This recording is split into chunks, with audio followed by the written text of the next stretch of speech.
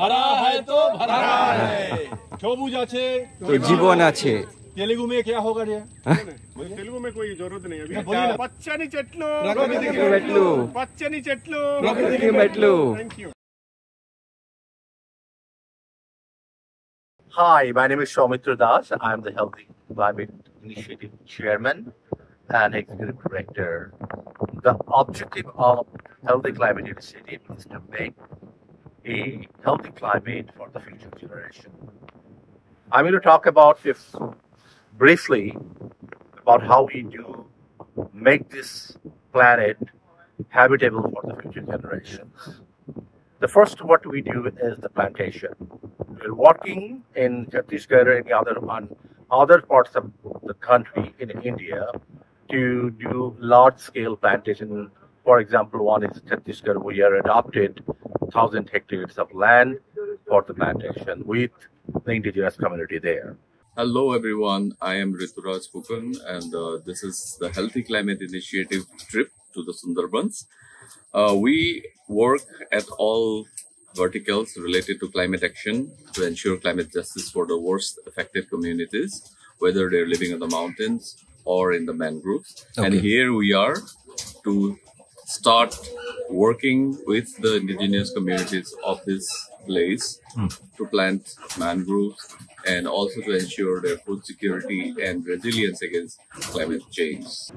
In my background, you see Sundarban, which is the largest naturally grown mangrove forest in the world.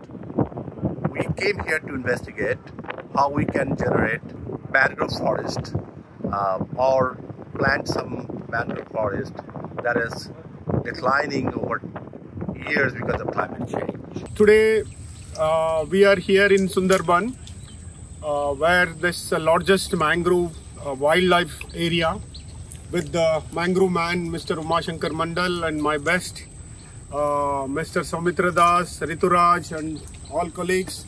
Umashankar ji, what made somebody who was born in the Sundarbans, in the village where you were born, want to work on something that is so globally important?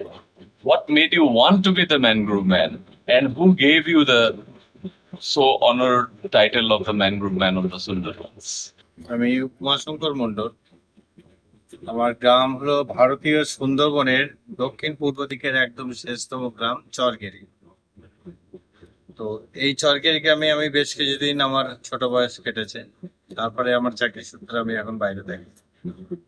ঘটনা হচ্ছে এখানে 2009 সালে 24শে মে এই যে নদীর বাঁধটা আছে এটা হচ্ছে আয়লার বাঁধ বলছে, এই বাঁধটা পুরোটাই ভেঙে গেছিল। আচ্ছা, তার পুরানো বাঁধটা হচ্ছে এইটা, এই যে পুরানো বাঁধ। ওকে, এই বাঁধটা ভেঙে গেছিল। তো ভেঙে যাওয়ার পরে তখন আমার বাড়ি এই গ্রামেই একদম নদীর পাশে। তো তখন আমরা গ্রামবাসীদের জন্য সবাইকে মেসেজ পাঠাতে থাকলাম, please help me food, cloth and medicine. তো এর সঙ্গে প্রচুর লোকজন আমাদের সঙ্গে মিলিতভাবে গ্রামের লোকজনকে প্রচুর হেল্প করেছে। 3600 পরিবারকে আমরা এক বছর এইভাবে পরিষেবা দিতে থাকি। এর মধ্যে যেটা দেখেছি আমি জুলাই মাসে এসে বা ওই জুন মাস জুলাই মাসে দেখলাম যে এদিকে তো ঘর বাড়ি অনেক ধ্বংস হয়ে গেছে, সেটা একটা আলাদা ব্যাপার। আর একটা ব্যাপার হচ্ছে যে সোয়াশ এবং ব্যাকওয়াশের ফলে যে নদীর যে বাঁধ এবং যে চর, সেই চরের অনেক ক্ষতি হয়েছে, যেমন red fiddler, blue fiddler, yellow fiddler, marsh crab, horse crab, স্যানিমান, এগুলো প্রচুর পরিমাণে এগুলো নষ্ট হয়ে গেছে। তো সেই সময় থেকেই ভাবলাম যে আমরা ম্যানগ্রোভ প্লান্টেশন করব। তো এই ম্যানগ্রোভ প্লান্টেশনের সময় তখন আমরা কি করা হলো, গ্রামে 220 জন মহিলাকে আমরা একত্রিত করলাম এবং সঙ্গে আমার বাবা, মা, ভাই, তারপরে সবাই মিলেই কিন্তু এই কাজটা তখন কমপ্লিট করতে থাকলাম। আমরা সিড তখন দেখলাম সবার কাছ থেকে কালেকশন করা হলো। যে সিডটা আমরা কালেকশন করলাম সেটা হচ্ছে পাইন গাছ, অ্যাবিসনিয়া অ্যালবা, অ্যাবিসনিয়া মেরিনাভরা, আর হচ্ছে ব্রুগরিয়া, রাইজোভারা, সোনাতেরিয়া পেতালা, এই গাছগুলো। লোকাল নাম হচ্ছে পাইন, কাঁকড়া, কেওড়া, এই গাছগুলোকে আমরা ফলগুলো জোগাড় করলাম। এই যে আমরা যে জায়গাটা রয়েছি এটা হচ্ছে পীরখালি ব্লক। পীরখালি ব্লকের এই যে উঁচু জায়গা, যে গাছগুলো আমরা দেখছি সেই গাছগুলো হচ্ছে কেওড়া গাছ। একমাত্র সুন্দরবনে সরাসরি এই কেওড়ার ফল আর কেওড়ার পাতা, মানে ফলটা মানুষ, হরিণ এবং অন্যান্য প্রাণীরাও খায়, এবং পাতাটাও কিন্তু সরাসরি বানর এবং হরিণেও খায়। অন্যগুলো সেরকমভাবে খায় না, কিন্তু এটা খায়। একদম সরাসরি উপকার পাওয়া যায় এটা। আচ্ছা, তারপরে এই কেওড়া গাছ ওই প্রচুর পরিমাণে কার্বন সিকোয়েস্ট্রেশনের একটা কাজ করে থাকে। সেগুলোই আবার কি হলো, সেগুলোই আমরা বৃষ্টির যে জল, সেই বৃষ্টির জলে ধুয়ে পরিষ্কার করে আমরা গ্রামের 220 জন মহিলাকে দিয়ে এবং স্কুলের কিছু বাচ্চাকে আমরা এটার মধ্যে ইনভলভমেন্ট করেছিলাম। দিয়ে তখন আমাদের এই ম্যানগ্রোভ প্লান্টেশনটা শুরু হয়ে যায় জুলাই মাসে। তো এটা শুরু হয় এবং এটা কন্টিনিউ চলতে থাকে। তখন আমরা এই ব্যাপারটা অনেক বড় করতে পারিনি, কিন্তু এই ম্যানগ্রোভের ব্যাপারটা নিয়ে কিন্তু ধারাবাহিকভাবে অ্যাওয়ারনেস, এই সমস্ত কাজগুলো আমরা করছিলাম। তো ধীরে ধীরে তারপর যেটা হলো, 16-17 দিক থেকে আমরা আরো জোরদার লাগিয়ে দিলাম। তখন এই বাচ্চাদের এডুকেশনাল কিট, তারপর মায়েদের শাড়ি, এই সমস্ত জোগাড় টোগাড় করে আবার ওদেরকে বড় ধরনের ইনভলভমেন্ট শুরু করলো। 2020 সালে যেটা হলো আমফান হলো। সেই আমফানের ফলে দেখা যাচ্ছে অনেক জায়গাতেই অনেক রকমের ক্ষতিগ্রস্ত হয়েছে সুন্দরবনে, কিন্তু আমি যে জায়গাটায় প্রথম থেকে ম্যানগ্রোভ লাগাচ্ছিলাম সেই জায়গাটায় কিন্তু সেই রকম ভাবে কোনো ক্ষতি হয়নি। তার মানে বোঝাই যাচ্ছে যে আমরা 2009 সাল থেকে যে ম্যানগ্রোভ লাগিয়েছি সেই ম্যানগ্রোভে যে ইম্প্যাক্টটা পড়তে শুরু করে দিয়েছে। তো তখন চারিদিকে এবার এই খবরটা শুরু হয়ে গেল, বিভিন্ন জায়গায় ছড়িয়ে যেতে লাগলো। আমার ফেসবুকের মাধ্যমে দেখাচ্ছে বিভিন্ন জায়গার, দেশের বিদেশের বিভিন্ন প্রেস বা মিডিয়া পার্সনরা দেখতে লাগলো। দেখে লাস্ট পর্যন্ত যেটা হলো, হঠাৎ করে দেখছি এই সময় পেপারে তাপস বাবু বলে একজন আছেন, সিনিয়র সাংবাদিক, তিনি বাতাবন রক্ষায় সুন্দরবনের ম্যানগ্রোভ ম্যান, এরকম একটা আর্টিকেল বেরিয়ে গেল 2020 সালে। তো এই যখন এই আর্টিকেলসটা বেরোনোই পরেই দেখছি এবার আনন্দবাজার, তারপর বিভিন্ন ধরনের পেপার পত্রিকা, বিভিন্ন চ্যানেল, বিভিন্ন ইউটিউবার এটা থেকে কাজটা শুরু করে দিল। তারপর 2021 সালে আমাদের টেলিগ্রাফ পত্রিকায় একটি 26শে জুলাই ইন্টারন্যাশনাল ম্যানগ্রোভ ডে, সেই ইন্টারন্যাশনাল ম্যানগ্রোভ ডে একটি নিউজ প্রকাশিত হলো। সেই নিউজটা কিন্তু বেশ ইন্টারন্যাশনালি ভাবে বেশ মানে একটু এফেক্ট করলো। আর এইবার এই 2021 সালেই আবার যেটা একটা ঘটনা ঘটলো, সেটা হচ্ছে WWF থেকে ডক্টর রিমিংটন অ্যাওয়ার্ড পাওয়া গেল একটা, যে ম্যানগ্রোভ টাইগার কনজারভেশনের জন্য এরা অ্যাওয়ার্ডটা দিল। তো এটা ইন্টারন্যাশনালি ভাবে একটা গুরুত্বটা বাড়লো। এবং পরবর্তীকালে আমি জানলাম এই ডক্টর রিমিংটন অ্যাওয়ার্ড পাওয়ার দিক থেকে প্রথম ভারতীয় হিসাবে আমি, এবং বাঙালি হিসাবেও আমি, মানে বাঙালি মানে বাংলাদেশকেও ইনক্লুড করে। তো এটা বেশ প্রেস্টিজিয়াস একটা অ্যাওয়ার্ড আর কি। তো এই অ্যাওয়ার্ড পাওয়ার পরে আরো কাজটা একটু তীব্র গতিতে এগোতে থাকলো আর কি। তো পাশাপাশি দেখছি যে প্রেস মানে কি বিভিন্ন সংস্থার লোকজন সবাই মিলে কিন্তু এই কাজগুলোকে আরো গ্রো করতে শুরু করে দিল, বিভিন্ন চ্যানেল। এইবার বিভিন্ন ধরনের ক্রিয়েটিভ কন্টেন্ট তৈরি করি আমি, যেটা আর কি এই ম্যানগ্রোভ আর্মিদেরকে দেওয়া হয়। যেমন বনবিবি পুজোর সঙ্গে ম্যানগ্রোভ প্লান্টেশন করা, তারপর দেখা যাচ্ছে ম্যানগ্রোভ প্লান্টেশন করলেই মানে ম্যানগ্রোভ লাগালেই মিলবে পুজোয় নতুন বস্ত্র, ম্যানগ্রোভ লাগালেই মিলবে শীতের কম্বল, ম্যানগ্রোভ লাগালেই দেওয়া হবে স্যানিটারি ন্যাপকিন। এরকম নানান ধরনের ক্যাপশন তৈরি করে আস্তে আস্তে ওদেরকে ইনভলভমেন্ট করে এখন তো অনেক বড় এলাকাতে আমরা এই কাজটা করছি। 500 জন ম্যানগ্রোভ আর্মি আছে, এটা বিশাল বড় ব্যাপার। We are in Sundarban mangrove forest. The island we are in called Chota Mulla Deep, and behind that you can see the steamer that where we came from.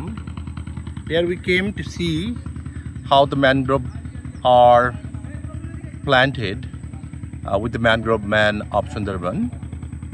The idea is to find a site where we can have about 100,000 mangroves we can plant, and for the resilience of this community, also support the community here.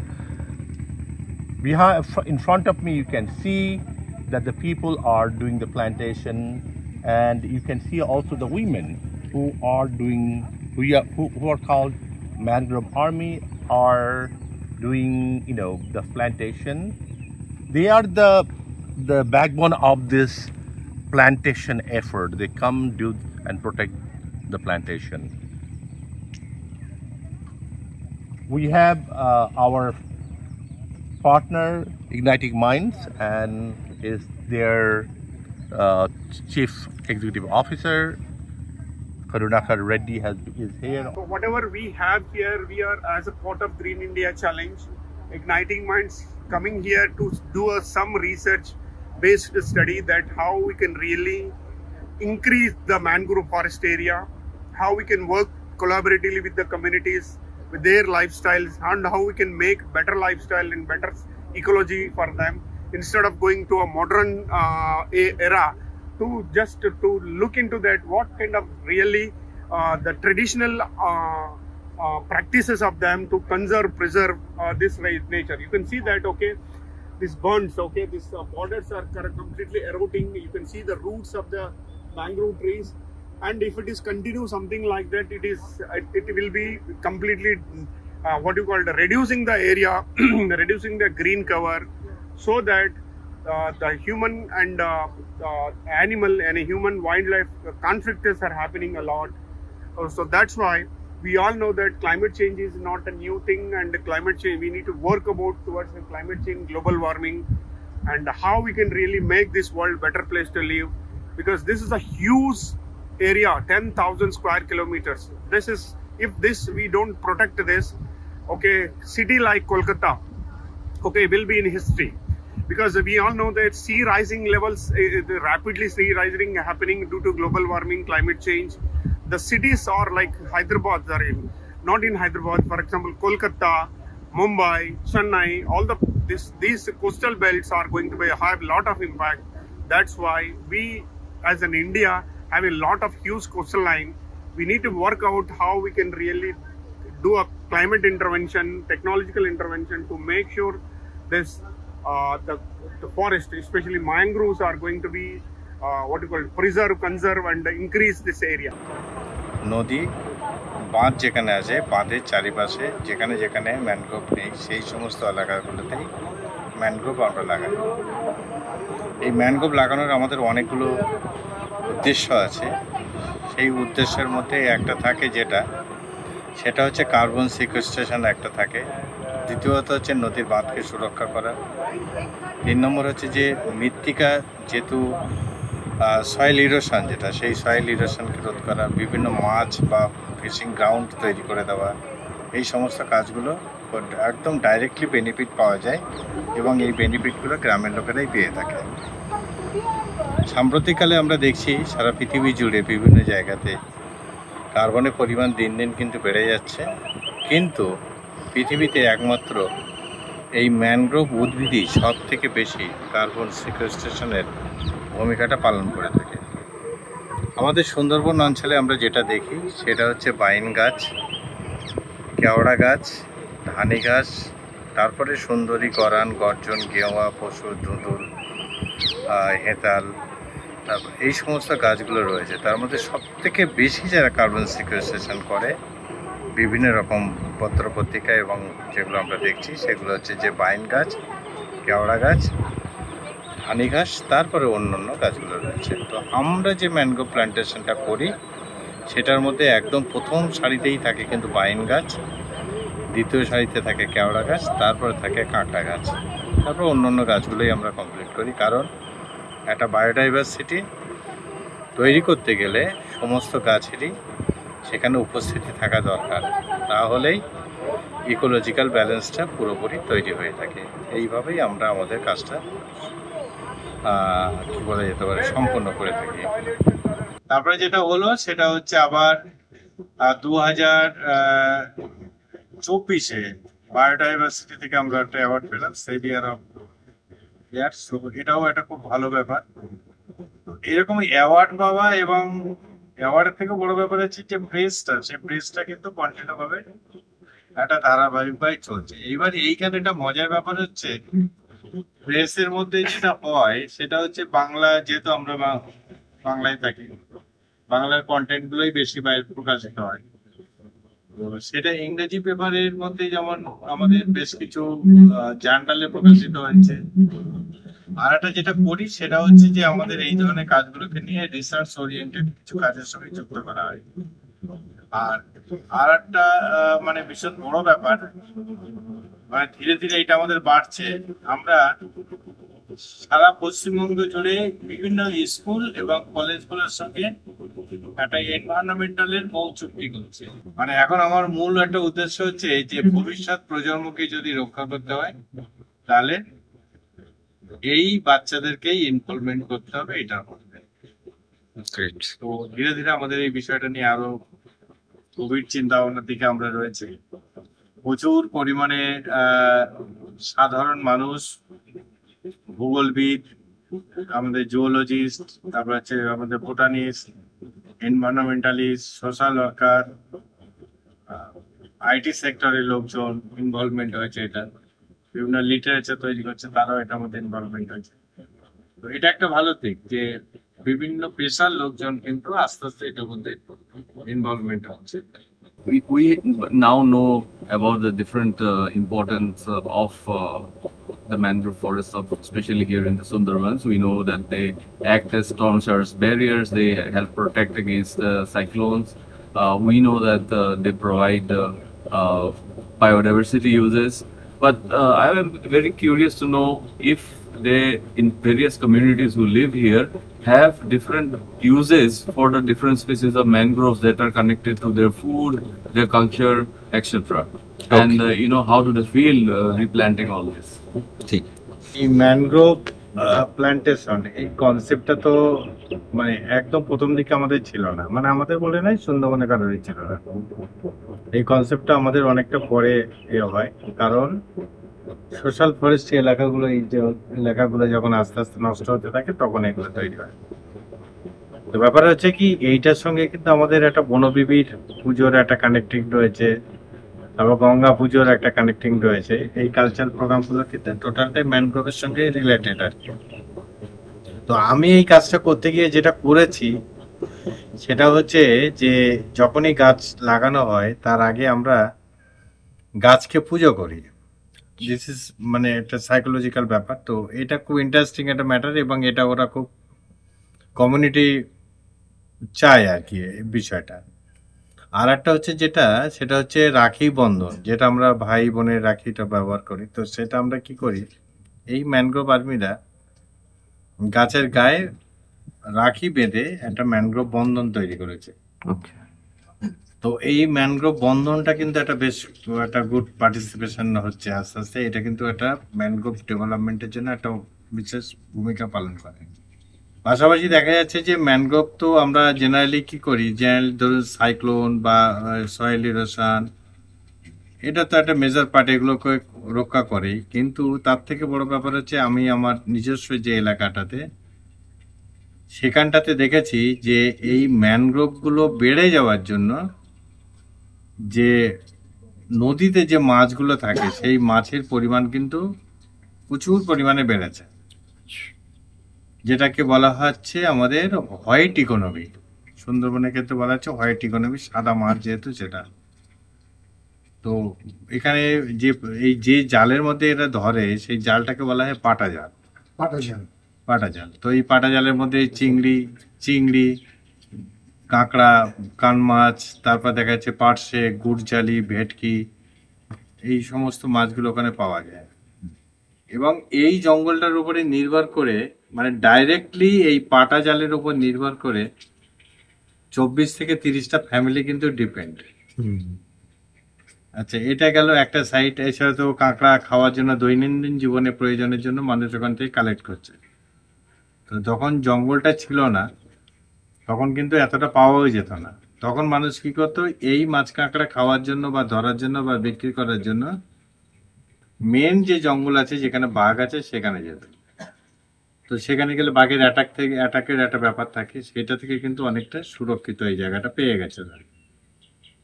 আর একটা ব্যাপার আছে আপনার, এই সাম্প্রতিককালে নয়, এটা অনেকদিন আগে থেকেই হচ্ছিল, কিন্তু সাম্প্রতিককালে এটা অনেকটা বেড়েছে। আর আমাদের গভর্নমেন্ট এখনো এই মধুর উপরে একটা কি বলে জিআই ট্যাগ পেয়েছে। আচ্ছা। তো সেটা দেখা যাচ্ছে বিভিন্ন ধরনের ফুলের থেকে মধুগুলো কালেকশন করে মৌমাছিরা তাদের যে চাক আছে সেই চাকের মধ্যে রাখে। তো যেটা এখন শুরু হয়েছে গ্রামে, মানে নদীর ধার বরাবর, সেখানে হচ্ছে বি কালচার চালু হয়েছে, মৌমাছির চাষ, বি কালচার চালু হয়েছে। এই বি কালচার কোথায় হচ্ছে? কিন্তু গ্রামের ভিতর দিকে হয় না, যেখানে একদম নদীর পাড় বরাবর গ্রামের মানুষ আছে সেইখানেই এটা হচ্ছে।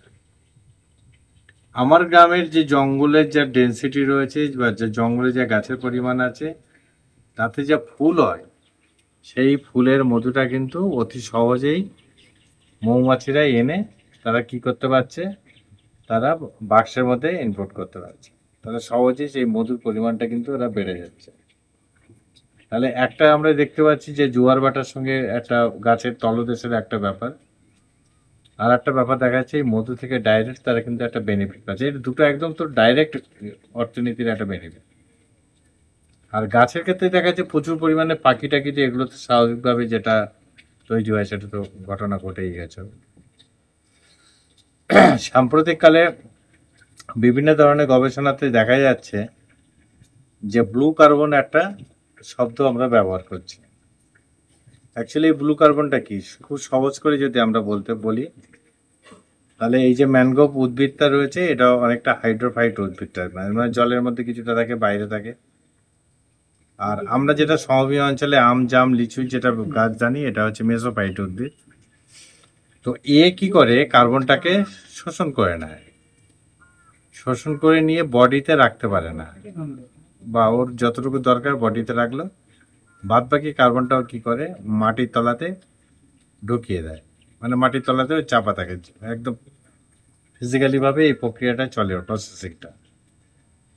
তো এইটা হচ্ছে কেউ বলা আছে ব্লু কার্বন। তো এইরকম ভাবে যদি আমাদের একটা পরিসংখ্যান তৈরি করা যায়, তাহলে সুন্দরবন এলাকায় যে যতটুকু ম্যানগ্রোভ এলাকা রয়েছে সেখানে প্রচুর পরিমাণে কিন্তু এরকম ব্লু কার্বন জমা হচ্ছে।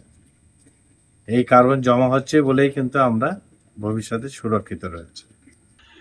এই ম্যানগ্রোভ প্লান্টেশন, প্রোটেকশন এবং conservation, livelihood development, community building, তারপর non formal education, health camp, এই সমস্ত কাজ করতে গিয়ে প্রচুর লোকের সঙ্গে আমার পরিচয় হয়েছে, প্রচুর সংস্থার সঙ্গে পরিচয় হয়েছে।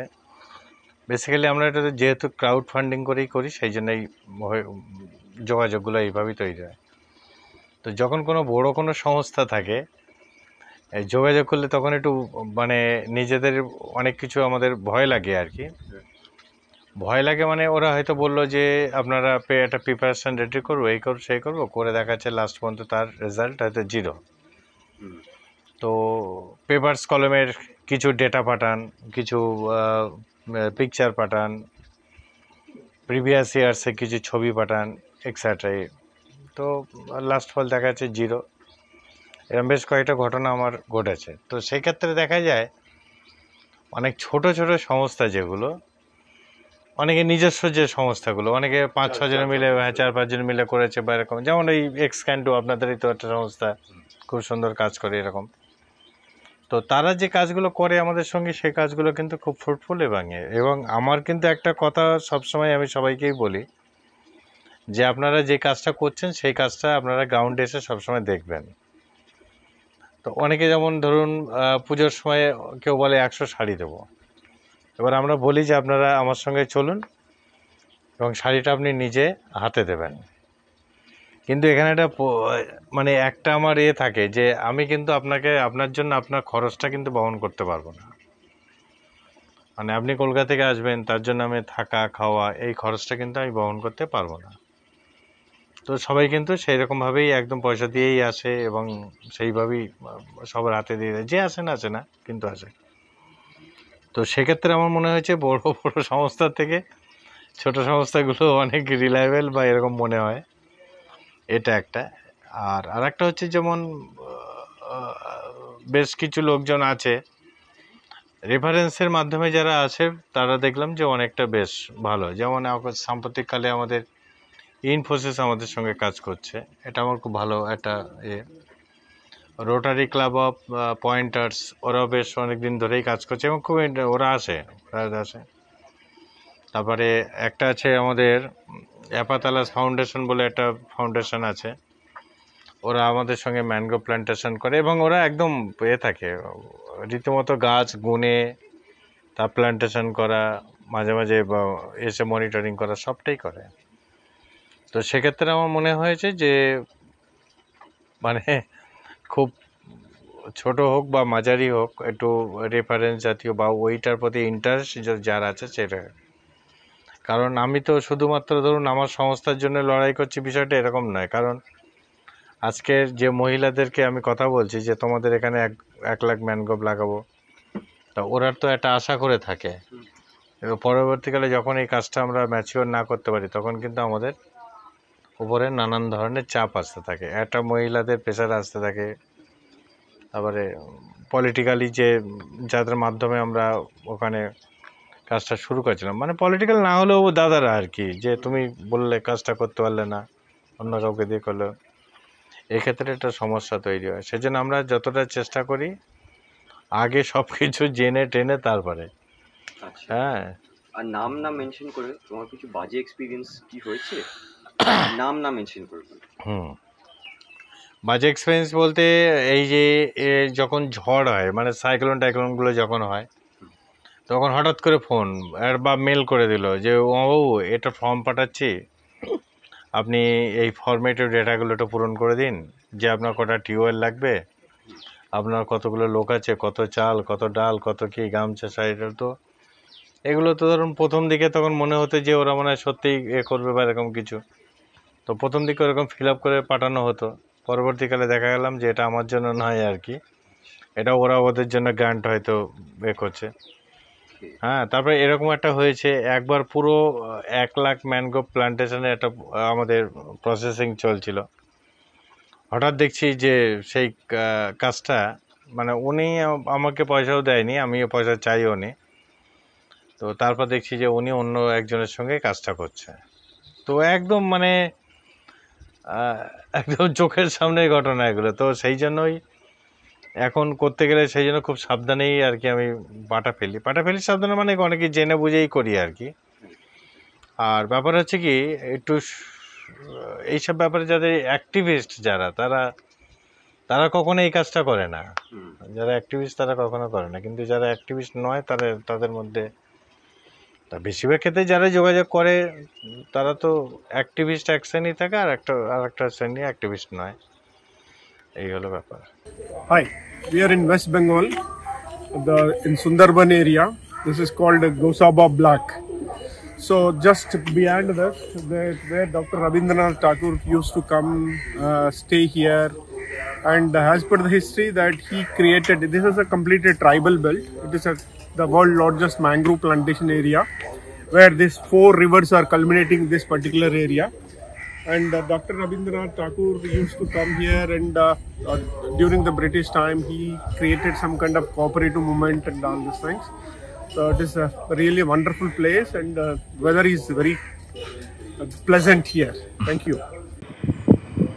এই কাজটা করতে গিয়ে আমরা যেটা দেখতে পেয়েছি সেটা হচ্ছে একটা সোশিও ইকোলজিক্যাল ব্যালেন্স তৈরি হয়ে গেছে, যার ফলে এই গ্রামের মহিলারা তারা প্লান্টেশনের সঙ্গে প্রোটেকশনের পার্টে পুরোপুরি জড়িত থাকার জন্য কিন্তু আমাদের এই কনজারভেশনটা একটা ভালো জায়গা তৈরি করে নিয়েছে।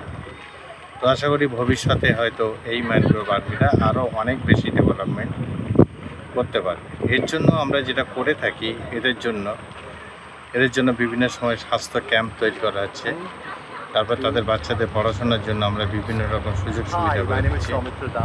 তারপরে ওদের দেখা যাচ্ছে এই যে নার্সারি তৈরি করে, নার্সারি থেকে তাদের একটা অর্থনৈতিক বেনিফিট তারা পেয়ে থাকে।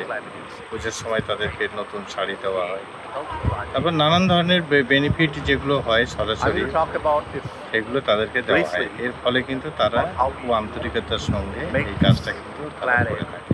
habitable. এখন তোমার ফিউচারের দিকে The first তোমার কি কোনো স্বপ্ন আছে নেক্সট 5 বছরে কি কোথায় করতে চাও, কোথায় যেতে চাও? আগামী হয়তো আমরা আরো দীর্ঘদিন ধরে এই কাজটা আমরা চালিয়ে যেতে চাই, কারণ এই সোশিও ইকোলজিক্যাল ব্যালেন্স কখনোই একদিনের কাজ নয়, এক বছরের কাজ নয়, এটা দীর্ঘ বছরের পর বছরের কাজ। সেই জন্য আমরা চেষ্টা করছি পুরো আরো 2-3টে ব্লককে যদি আমরা এই ব্লকে যদি এইভাবে ম্যানগ্রোভ প্লান্টেশন করতে পারি তাহলে ভীষণ ভালো একটা হবে। আরো এখন 500 ম্যানগ্রোভ আর্মি আছে, আমাদের স্বপ্ন আছে আরো বড় যদি এই ম্যানগ্রোভ আর্মি টিমটাকে যদি আমরা তৈরি করতে পারি, আর এটা যদি সাস্টেনেবিলিটি ডেভেলপমেন্টের জন্য একটু আরো ডেভেলপ করা যায় তাহলে ভীষণ ভালো হবে। Great, thank you.